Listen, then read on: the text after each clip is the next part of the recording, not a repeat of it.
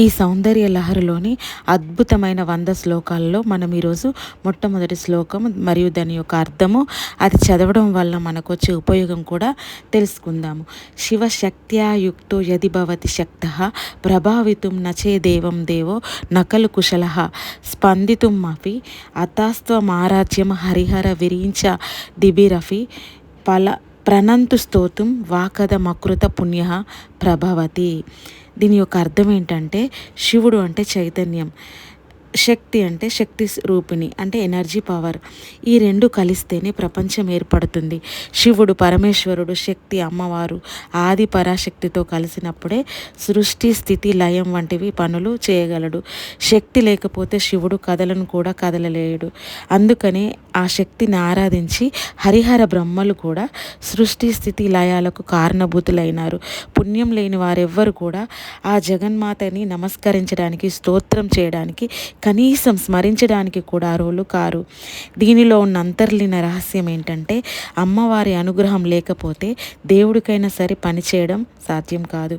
కొంతమంది అప్పుడప్పుడు నాకు శక్తి ఉంది అంటూ గర్వంగా చెప్పుకుంటూ ఉంటారు. అలాంటి మాటల్ని మనం వింటూ ఉంటాం. ఆ శక్తి అనేది అనేక రూపాలుగా ఉంటుంది. కొందరికి రాసే శక్తి, కొందరికి మాట్లాడే శక్తి, మరికొందరికి అభినయించే నటించే శక్తి కూడా ఉంటుంది. ఇలా ఉన్న ఏ శక్తి అయినా కూడా అది ఆదిశక్తి జగదీశ్వరి అయిన ఆ త్రిపుర సుందరి అంశ అని మనం తెలుసుకోవాలి. మనలో శక్తి బలంగా ఉంటే కాన్ఫిడెన్స్ అండ్ సక్సెస్ వస్తుంది. మనము స్పిరిచువల్గా గ్రోత్ కూడా అవుతాము, మనం డివైన్ కూడా కనెక్ట్ అవుతాము. అందువల్ల మనము అమ్మవారిని ఎప్పుడూ ఆరాధిస్తూ ఉండాలి.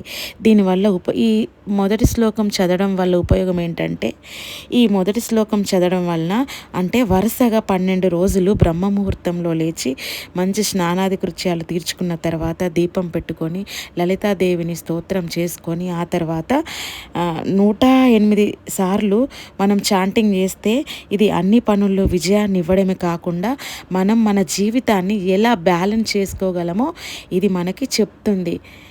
ఇది అందువల్ల మనం ఎప్పుడైనా సరే ఈ సౌందర్య లహరిలో ఉన్న 100 శ్లోకాలను రోజు ఒకటి నేర్చుకొని దాని భావము, దాని అర్థము ఎందుకు ఉపయోగపడుతుందని తెలుసుకుంటే చాలా మంచిది ఎవరికైనా.